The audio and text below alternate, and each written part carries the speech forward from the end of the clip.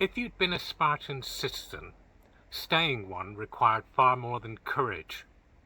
Sparta built extraordinary strength by demanding extraordinary conformity. The curious part is that the same rules eventually made its most important resource, full citizens, difficult to replace. In 404 BCE, Sparta emerged from the Peloponnesian War as the dominant power in Greece. Its reputation rested on a citizen class trained for war from youth. Full Spartan citizens, the Spartiates, lived under unusually demanding civic rules. Boys destined for full citizenship passed through the agoge, Sparta's state-directed education. Adult citizens were expected to belong to communal dining groups called syssitia. Membership required regular contributions of food from a citizen's resources. Much of that produce came from estates worked by helot labourers. Free non-citizen perioikoi handled many crafts, trades, and local economic tasks. The result was a society built around a remarkably narrow citizen core. That core carried political rights, military expectations, and the prestige of Spartan identity. For generations, discipline made this arrangement look exceptionally durable. But durable institutions can conceal a peculiar problem. They preserve their own definitions. By the early 4th century, Sparta's full citizen body had contracted sharply. Battle losses mattered, but the system also made new full citizens difficult to create. Birth alone did not guarantee an adult man full citizen standing. Training, communal membership, and economic qualification all mattered. A citizen unable to maintain his mess contribution could lose full political standing. Aristotle later criticized the concentration of Spartan land in relatively few hands. That mattered because citizenship obligations were tied to resources as well as conduct. Sparta protected the standard of citizenship even as the citizen body narrowed. Sparta's problem was not simply that it lost men. Every society loses people. The deeper problem was that its system made replacing a full citizen unusually difficult, even while the demands of power kept expanding. After 404, Spartan power reached far beyond the Eurotas Valley. Garrisons, alliances, commanders, and campaigns carried Spartan authority across the Greek world. That wider role demanded manpower from a citizen body already under pressure. The system could extend power faster than it could widen full membership. Meanwhile, other Greek states were learning how to resist Spartan dominance. Thebes became the most important challenge during the early 4th century.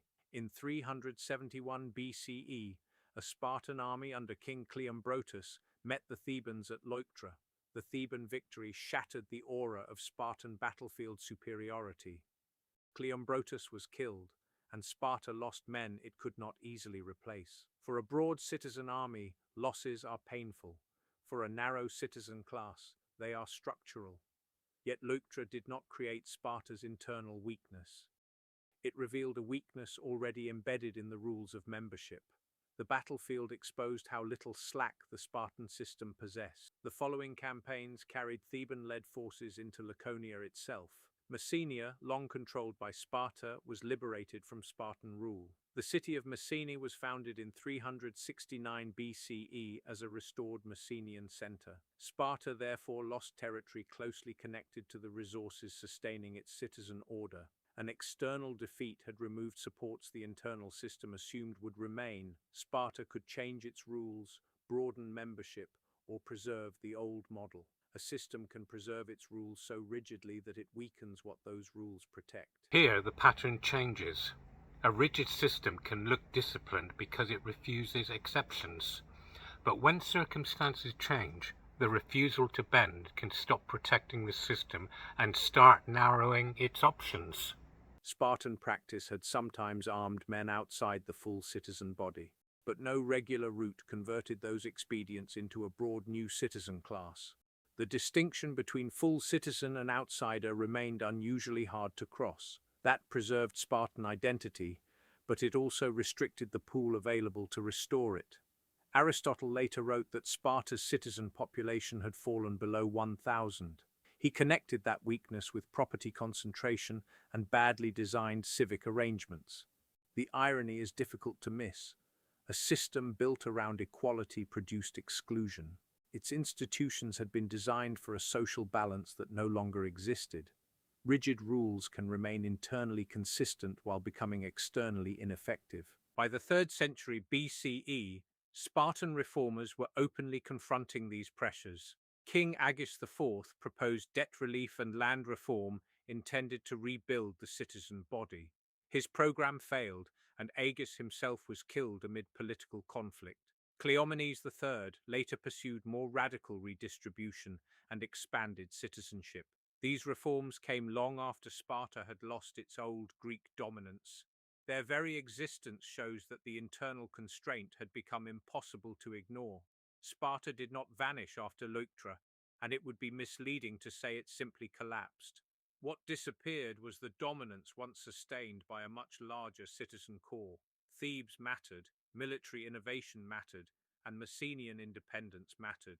But those shocks struck a system with unusually little capacity to replenish its center.